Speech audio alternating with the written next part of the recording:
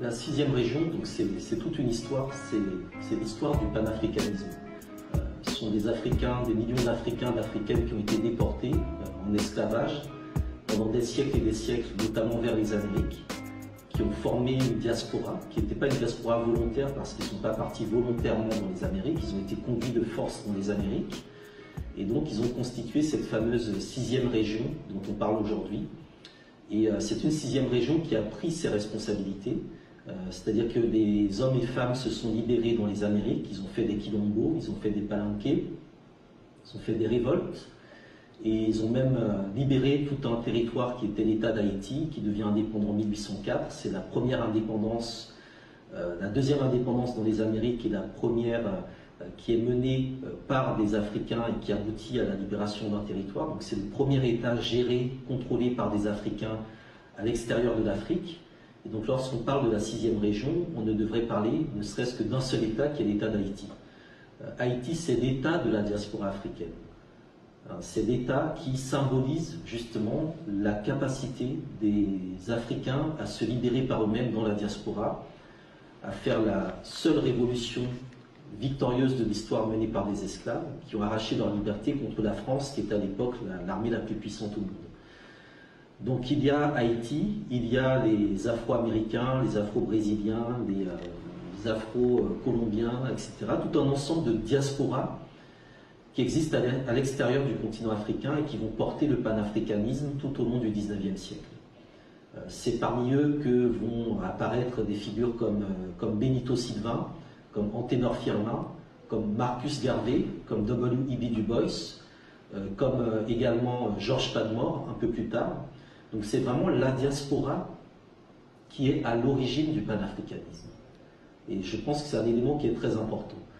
Au tournant de la seconde moitié du XXe siècle, le panafricanisme va revenir progressivement sur le continent à travers une figure majeure qui est Kwame Nkrumah, qui a fait un long passage dans la diaspora et qui ramène le panafricanisme sur le continent lorsque le Ghana devient indépendant en 1957.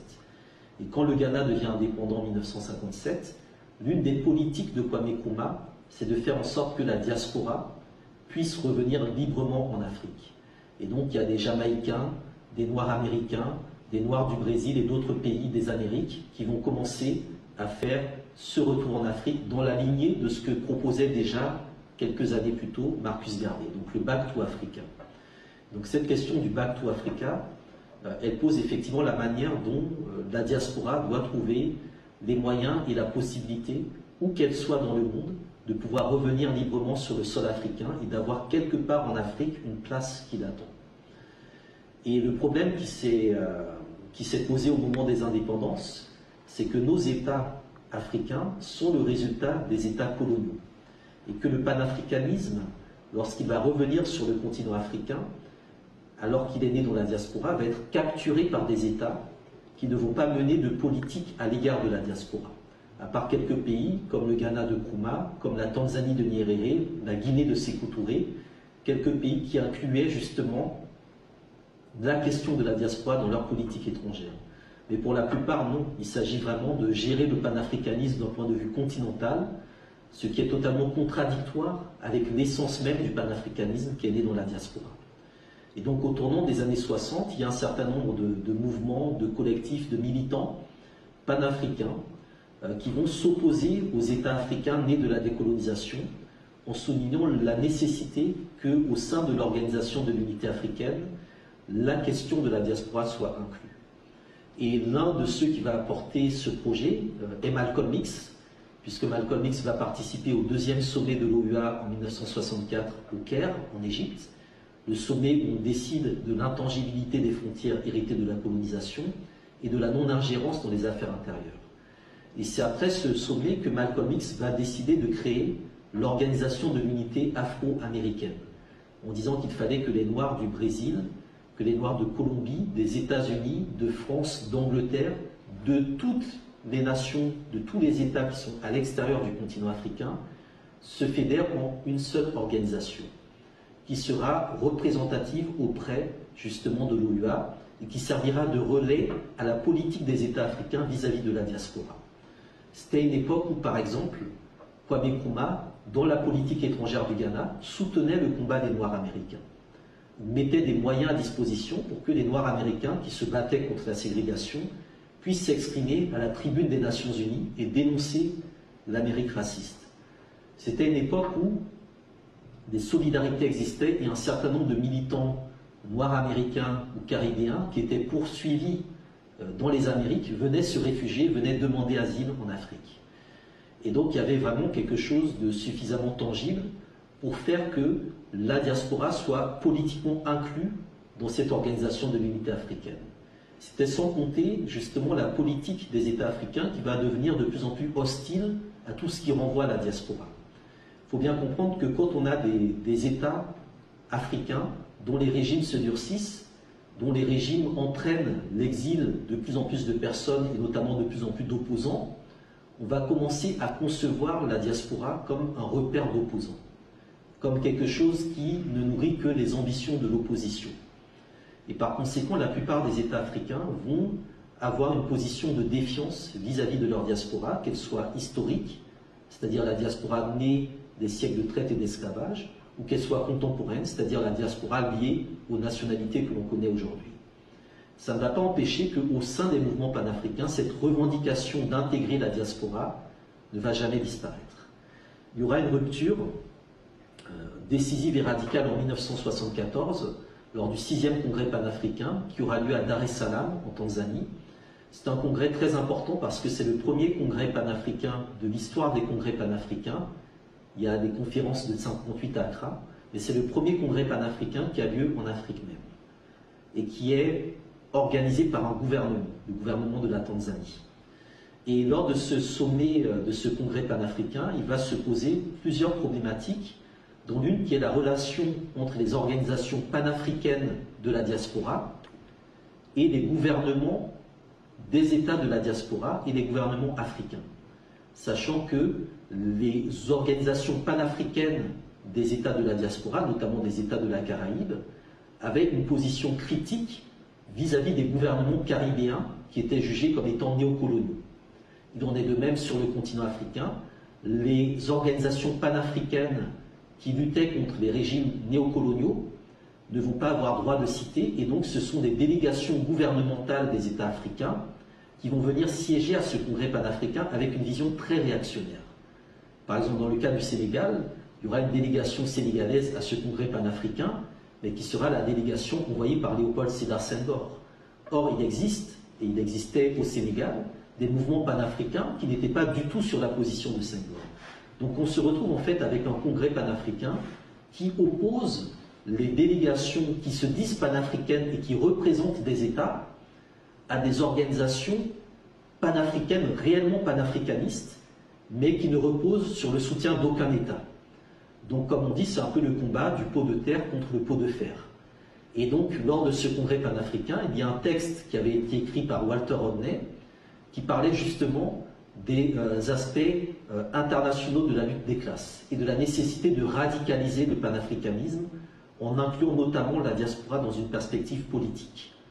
Malheureusement, ce texte sera censuré et ce 6e congrès panafricain va marquer une rupture assez profonde entre les organisations panafricaines de la diaspora, notamment caribéennes et afro-américaines, et de l'autre côté, les gouvernements africains qui avaient d'une certaine manière fait une OPA sur le panafricanisme.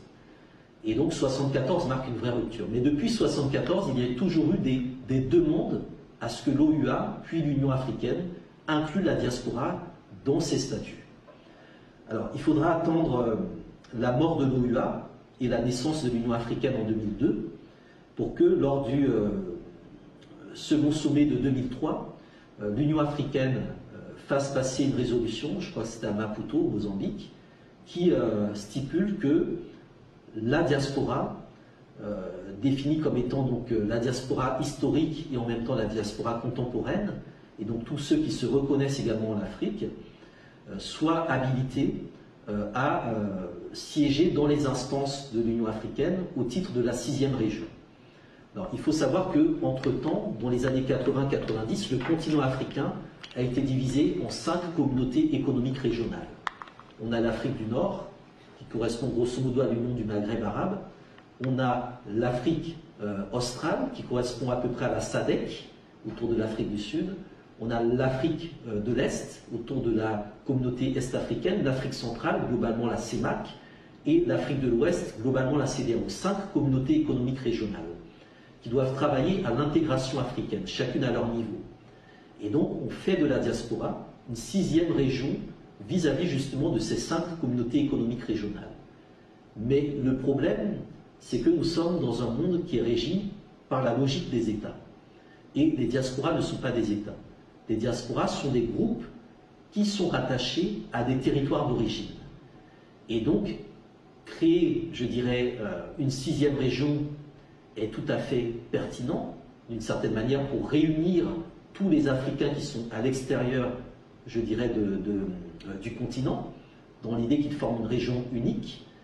Mais aller sur la logique d'un État est absolument impossible, puisque on ne peut créer un État qui soit un État transnational ou multinational, et surtout qui regroupe des personnes qui ont également des allégeances doubles. Parce qu'un noir américain est américain. Donc dans quelle mesure un noir américain fait partie de cet État de la diaspora africaine, de cette 6e région, et qu'en est-il des types d'allégeances auxquelles il est soumis?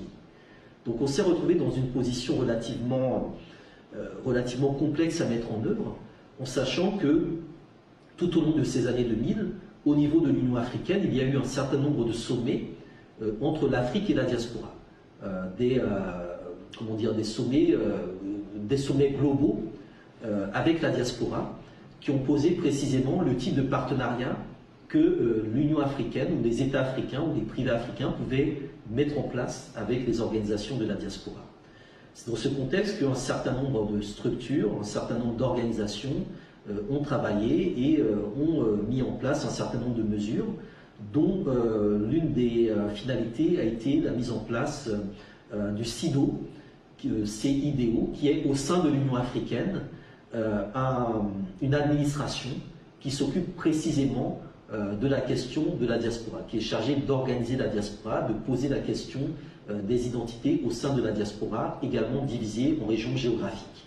Donc on a déjà au sein de l'Union africaine une structure dont le travail est précisément de travailler sur la question de la 6e région et de voir dans quelle mesure lui donner une administration et une forme concrète. Maintenant, depuis quelques années, il y a toute une course qui se fait autour justement des diasporas africaines, une course qui se fait de la part des puissances occidentales qui, dans leur politique de recolonisation du continent africain, voient dans les Africains de France, dans les Africains de Belgique, dans les Noirs de Suisse ou dans les différentes communautés africaines en diaspora, la possibilité d'écrire un nouveau récit. Et c'est de ce contexte qu'on a vu apparaître un certain nombre de démarches opportunistes. Avec l'arrivée d'Emmanuel Macron à l'Élysée en 2017, on a vu une réécriture de la relation avec l'Afrique qui avait été préparée dès les années 2014, notamment à travers un certain nombre de rapports, le rapport pour l'Afrique par des gens comme Hubert Védrine, M. Severino, M. Zinsou, un certain nombre de hauts fonctionnaires qui sont aussi au niveau de l'AFD, qui ont écrit des rapports et des recommandations, dont l'un des éléments disait spécifiquement qu'il fallait valoriser les diasporas africaines présentes en France et les soutenir sur un certain nombre de projets et d'initiatives en lien avec les questions d'entrepreneuriat, parce qu'elles peuvent être des vitrines pour, je dirais, la réécriture d'un nouveau destin commun entre la France et l'Afrique. À cela s'est ajoutée la manière dont l'Agence française de développement, qui est le bras droit de l'État français dans sa politique néocoloniale en Afrique et dans sa politique d'ONG en Afrique, et également militaire en Afrique, s'est positionnée sur des structures de migrants ici en France, comme le Forim, pour voir dans quelle mesure orienter tous les transferts de fonds de la diaspora vers le continent africain, parce que nous sommes dans une affaire de gros sous. Alors, il est apparu au tournant des années 2000 que l'argent envoyé par la diaspora vers les territoires d'origine est bien plus élevé que l'aide publique au développement envoyée par les États occidentaux. Donc il y a toute une course pour la captation de ces ressources. Donc il y a un certain nombre d'enjeux culturels, économiques, politiques et géopolitiques qui sont présents. Et donc, dans le cas d'Emmanuel Macron, depuis son arrivée au pouvoir, il ne fait que mettre en pratique justement la plupart des éléments contenus dans ces rapports qui visent à redonner une autre image de la France, à remettre en avant justement cette diaspora africaine qui aura été sélectionnée pour faire rayonner la France en Afrique et surtout pour rattraper le dit retard que la France aurait par rapport à d'autres puissances coloniales ou néocoloniales en Afrique. Donc à cela, il y a eu plusieurs mesures. On a vu peu après l'élection de Macron le Conseil présidentiel pour l'Afrique, c'est-à-dire qu'on a sélectionné quelques Africains de tout le continent, y compris d'Afrique du Nord et des territoires un peu insulaires, pour former une sorte de lobby avec des personnes de la société civile, des personnes de l'associatif, quelques hauts fonctionnaires, quelques diplomates, quelques chefs d'entreprise. On a eu également au niveau du mouvement En Marche toute une politique de séduction vis-à-vis de la diaspora africaine qui visait tout simplement à dépasser la manière dont une certaine diaspora noire en France était soit liée au Parti socialiste, soit lorgnait vers l'électorat frontiste. Donc là aussi, on a eu toute une opération cosmétique avec des personnes d'origine africaine qui sont probablement très talentueuses et issues de la société civile, mais qu'on a bombardées à des positions de députés ou autres, d'élus. Beaucoup ont suivi le contre-coup d'attaques racistes. Et ça aussi, c'est des choses également qu'il faut dénoncer, c'est-à-dire que cette politique de la diaspora vis-à-vis de la diaspora africaine n'enlève rien de la prééminence d'une forme de racisme structurel. Donc il y a eu ces opérations cosmétiques, politiques, idéologiques, stratégiques, qui visaient à repositionner la France sur ce marché de la diaspora africaine. Ensuite est apparu, il y a un peu plus d'un an, le fameux projet de saison culturelle Africa-France 2020. Donc c'est comment on va faire de l'année 2020, qui correspond au soixantenaire des dites indépendances des anciennes colonies françaises, le point de départ d'une nouvelle réécriture de l'histoire, en sortant du précaré français, en faisant en sorte que l'on montre la diversité des Afriques en France, mais sans jamais justement mettre en avant l'existence de communautés africaines en France depuis très longtemps. Et ça aussi, c'est, je dirais, le paradoxe de la France. Nous sommes dans un pays où tous les groupes qui se sont intégrés, même si là nous ne sommes pas en France, mais nous sommes dans un pays où on pourrait dire la même chose, mais nous sommes dans un pays, la France, où toutes les communautés qui se sont intégrées l'ont fait en se construisant en communauté. Et le fait que précisément, dans le cas des Noirs, on refuse la possibilité de se constituer en communauté, fait que l'État français, tout simplement, refuse la possibilité aux Noirs de s'intégrer. Et donc, il y a, je dirais, cette contradiction assez intéressante entre des Noirs qui veulent se construire en communauté en France, mais qui doivent comprendre que la finalité de se construire en communauté dans un pays comme la France, c'est nécessairement de s'intégrer et de s'assimiler. C'est-à-dire que les Noirs s'intègrent sans passer par le stade communautaire. Donc on est dans des contradictions dont on ne sort plus.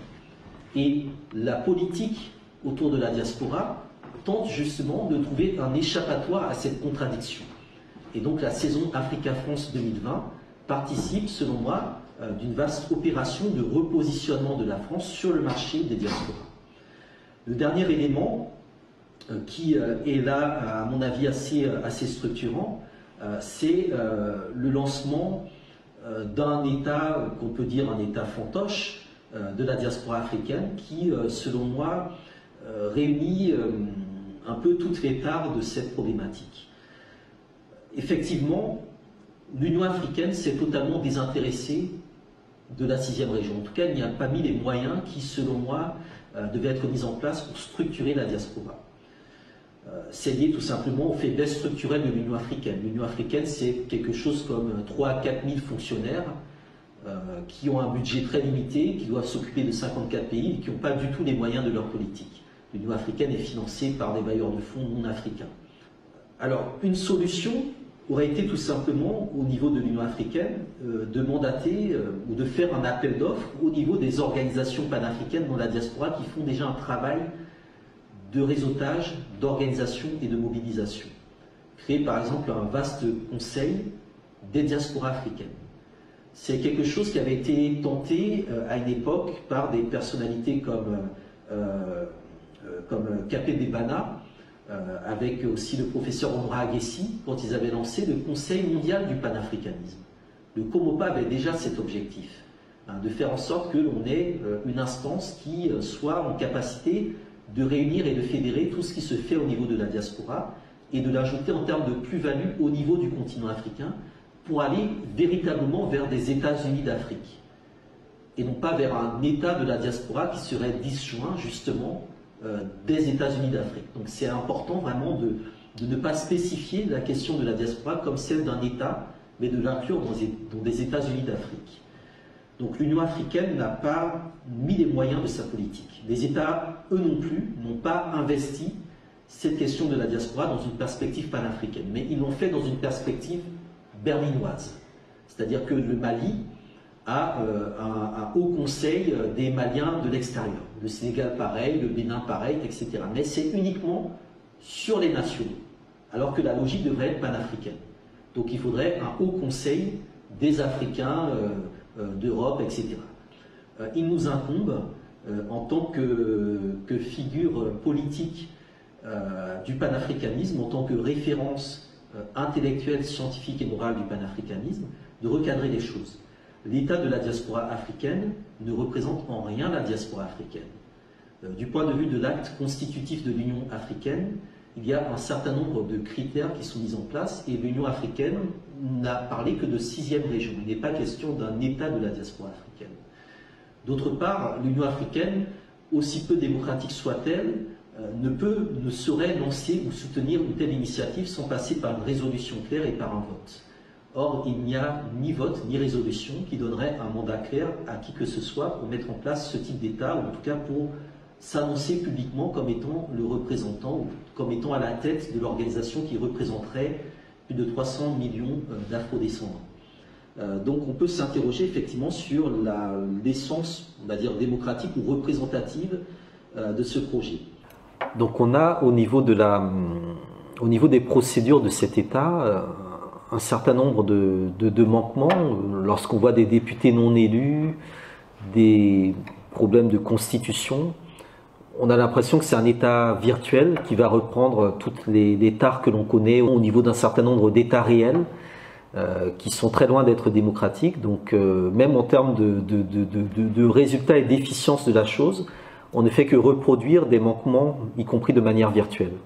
Voilà, donc nous avons rédigé un communiqué qui est sorti donc hier le 22 octobre et qui dénonce tout simplement la naissance de cet État. Alors, nous ne faisons pas, on va dire, de contre-proposition, parce que c'est ce qui peut nous être opposé. Oui, mais vous critiquez, mais qu'est-ce que vous proposez? Tout simplement parce que nous faisons déjà des choses à ce niveau-là. Nous mettons déjà en place des structures qui permettent au continent et à la diaspora de s'organiser. Et je pense que c'est très important de souligner que nous le faisons en impliquant les premiers concernés, et non pas en décidant à leur place. Et cette logique d'État, c'est une logique d'État colonial, c'est-à-dire que c'est décider à la place de la diaspora ce qui est bon pour elle. Or, nous pensons que aujourd'hui, les diasporas peuvent assumer, je dirais, leur propre destin, peuvent s'assumer par elles-mêmes.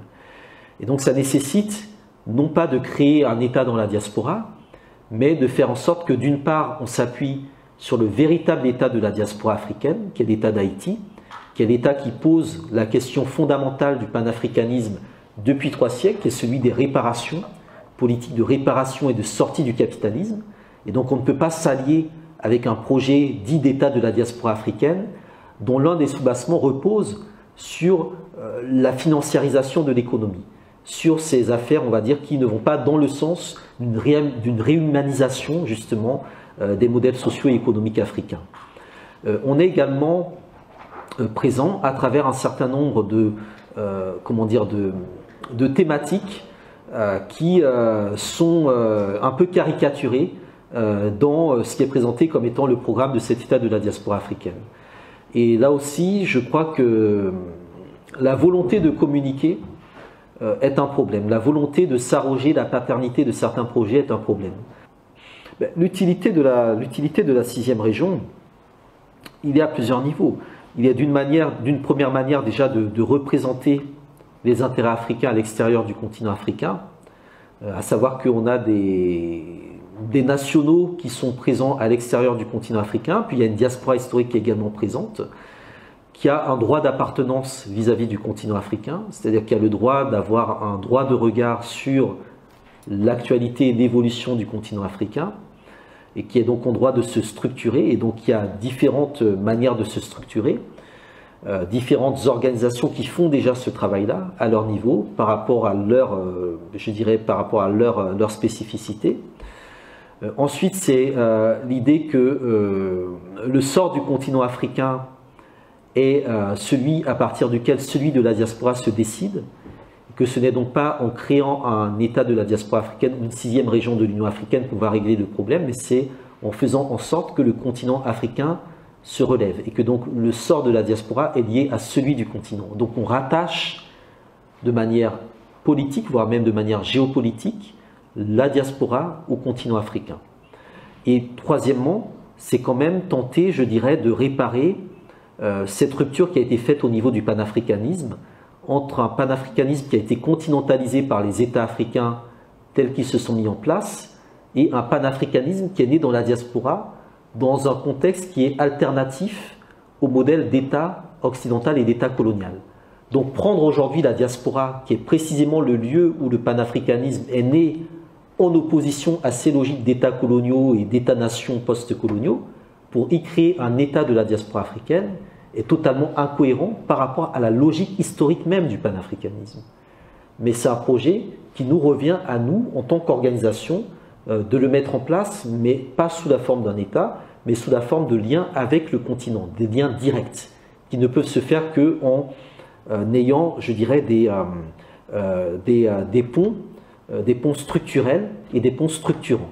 Par exemple, dans le cas de la Ligue panafricaine Umoja, les sections territoriales que nous avons dans la diaspora et les sections territoriales que nous avons sur le continent sont déjà l'esquisse, non pas d'un État fédéral africain ou d'un État de la diaspora africaine, mais des États-Unis d'Afrique.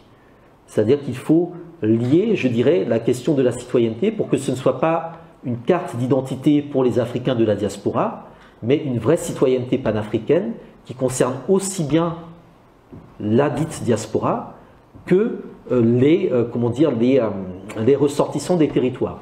Puisqu'il faut aussi poser la question des diasporas qui sont à l'intérieur du continent africain. Par exemple, la diaspora sénégalaise au Congo, la diaspora guinéenne en Angola, etc. Donc c'est tout un travail de repenser les questions de citoyenneté, de repenser les questions de circulation et surtout de, je dirais, de décoloniser la question de l'État, non pas dans le sens d'une virtualisation qui sied aux intérêts d'une certaine finance transnationale et mondialisée, mais davantage dans le sens historique du panafricanisme, qui est plus sur des logiques de circulation, de réciprocité et de transactions qui s'inscrivent dans un cadre de solidarité. Les collaborations, il y a déjà des collaborations pour cette affaire de 6e région et de continent africain. Il y a des projets, il y a des convois, il y a des déplacements qui se font, il y a des jumelages qui se font. On a des villes de Martinique qui sont jumelées avec des villes au Bénin. On a des jeunes lycéens de Guadeloupe qui sont partis 2 semaines à Ouida. Donc il y a des échanges qui se font. Au niveau, on va dire, des pouvoirs locaux. On a également des échanges économiques qui se font de plus en plus. On a également des circulations qui se développent sur un certain nombre de partenariats stratégiques. On a des réunions Afrique Diaspora qui se font déjà. On a des lignes aériennes qui se font entre, par exemple, le Ghana et la Guyana. On a la décision, par exemple, du président ghanéen de faire de 2019 l'année du retour, même si c'est une décision qui, en soi, est peut-être plus symbolique que réellement concrète. Donc on a déjà des choses qui se font chaque jour. Au niveau de la Ligue panafricaine Umoja, on a les sections territoriales qui font que ce qui se fait à Dakar est aussi pensé à Genève ou à Montréal ou dans d'autres territoires. Dans le cas d'autres organisations panafricaines, on a des comités d'initiative par région et par État qui sont déjà en fait en soi des mini-cellules d'État. Donc on a un certain nombre de choses qui se font et qui s'organisent. Ensuite, il y a la nécessité aussi comment dire, de mettre en place de véritables bases arrières et de véritables bases politiques. C'est-à-dire qu'il faut identifier très concrètement avec qui nous voulons travailler et comment nous voulons le faire. Et cela nécessite qu'au niveau donc, des États africains, il y ait un certain nombre de révolutions politiques pour que dans leur projection, les États africains prennent pleinement conscience de tout ce que la diaspora peut représenter en termes de projection politique, géopolitique et économique.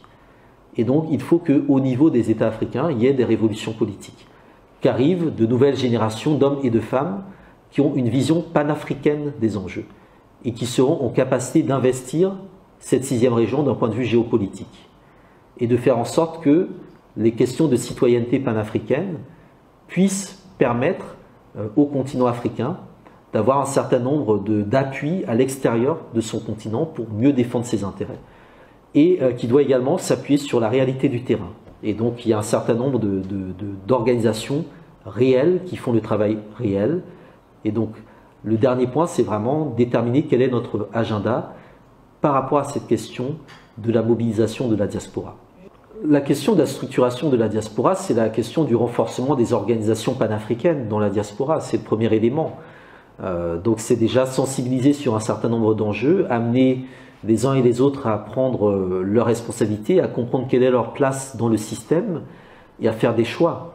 Je pense qu'il faut être honnête, on ne réunira jamais tous les afro-descendants dans une même organisation. Donc on est quand même sur un combat politique, sur un combat idéologique, sur un combat géopolitique. Donc il faut qu'au niveau des organisations africaines ou panafricaines dans la diaspora, il y ait cette dimension idéologique du positionnement. Un positionnement clair qui ne peut pas transiger, qui ne peut pas rester dans le compromis avec les formes d'impérialisme. Ensuite, il est important d'identifier quels sont les hommes et les femmes à potentiel qui peuvent représenter de la plus-value dans nos organisations et quels sont en même temps, parmi, je dirais, ce qu'on appelle les masses, ceux qui peuvent également apporter une dimension populaire et structurante à ce que nous tentons de mettre en place. Donc c'est construire des réseaux, obtenir le soutien de quelques États africains dont on sait qu'ils sont sur des lignes un peu différentes de ceux qui sont alignés sur l'impérialisme, voir comment on peut également jouer sur la géopolitique internationale et faire de la diaspora une puissance, puisque aujourd'hui nous savons que l'Union européenne a un département des affaires panafricaines, donc l'Union européenne ici a un département qui s'occupe du panafricanisme et qui organise des diasporas africaines ici en Europe en fonction des intérêts de l'Union européenne. Donc c'est à nous aussi de connaître quels sont les projets de l'adversaire, pour être capable de les déjouer, pour être capable d'anticiper, pour être capable de leur couper l'herbe sous le pied. Donc c'est faire du travail de renseignement, c'est faire du travail d'information, c'est identifier qui sont les personnages clés, c'est comprendre le rôle que jouent un certain nombre d'intellectuels africains qui sont mis sous les lumières, justement dans la manière dont on crée toute une cartographie de ceux qui ont le droit de parler au nom des Noirs. Donc tout ça, c'est des enjeux sur lesquels il faut se positionner. Et puis après, c'est mettre en place une politique du huis clos, donc des états généraux où on se réunit en huis clos, sans caméra, sans tambour ni trompette, où on détermine une stratégie par rapport à nos objectifs. Donc je pense que la solution passe aussi par ça, par la capacité à se rendre pendant un certain temps invisible tout en se réunissant dans des lieux où on sera je dirais, en possibilité de déterminer les stratégies les plus adéquates par rapport à ce que nous pouvons faire. Nous sommes une force de parasitage dans le système, mais nous devons aussi être capables de le comprendre. C'est nous qui faisons marcher une grande partie du système qui nous domine. Donc dans quelle mesure pouvons-nous être capables de nous retirer un temps donné de ce système-là? Comment faire en sorte que les migrants qui viennent ici en Europe soient des migrants stratégiques, c'est-à-dire des migrants qui ont un véritable projet politique ou géopolitique autre que de servir de chair à canon au discours de l'extrême droite européenne qui parle de grands remplacements, qui parle de vagues migratoires, qui parle de déclin de l'Europe. Comment faire de cette présence migratoire une force stratégique pour les intérêts du panafricanisme plutôt que de subir constamment des discours qui nous renvoient à des vieux stéréotypes racistes. Comment dépasser des éternelles lamentations sur le blackface, sur telle ou telle insulte raciste, pour faire en sorte qu'on soit en capacité de revendiquer une identité qui ne doit rien à personne. Donc tout ça, ce sont, je pense, des débats que nous devons choisir et surtout arrêter de répondre constamment aux injonctions des nôtres. Donc déterminer quel est notre propre temps de réaction, quel est notre propre temps de programmation politique et quels sont les alliés sur le continent et dans les autres diasporas avec lesquels nous devons et pouvons travailler. C'est-à-dire quelles sont les organisations panafricaines en France, Suisse, Belgique, Espagne, Italie, Suède, etc., États-Unis, Brésil, etc., qui se reconnaissent dans un programme commun. Et comment se constituer en force politique et être capable de faire en sorte que plus aucun dirigeant africain ne sera élu sur le continent sans être passé par une audition au niveau des forces politiques de la diaspora. Et comment faire en sorte qu'en même temps, cette diaspora ne préempte pas les populations du continent africain de leur souveraineté. Donc c'est être aussi capable d'humilité dans nos approches. Or, aujourd'hui, il y a un courant de la diaspora qui développe une forme de domination, qui pense que c'est elle qui va aller sauver l'Afrique, qui pense que c'est elle qui a les solutions à tout, qui pense que c'est elle qui est la plus évoluée, qui pense qu'il suffit de retourner en Afrique et tout est gagné, qui s'inscrit dans ce courant des répates, acquis à une vision un peu néolibérale-libérale, qui pour moi participe aussi d'une recolonisation de l'Afrique. Donc c'est aussi travailler sur quels sont les projets de retour de ceux qui sont ici, et quels sont les projets d'enracinement de ceux qui décident de rester ici. Donc c'est avoir un agenda, je dirais, à plusieurs tiroirs. Et ça a toujours été justement l'objet du panafricanisme. Comment faire en sorte que ceux qui restent, comme ceux qui retournent, soient capables de travailler ensemble dans la même direction. Et donc ça ne peut passer, encore une fois, que par la mise en place de stratégies politiques, d'une vision idéologique commune et surtout d'une définition des intérêts qui nous lient les uns aux autres. Et je pense que cette notion d'intérêt, elle est fondamentale. On ne peut pas faire du panafricanisme la bouée de sauvetage des intérêts impérialistes. C'est très important, on ne saurait faire du panafricanisme l'objet de la reconversion de la France-Afrique comme on le voit actuellement. Il faut vraiment revenir aux fondamentaux pour aller vers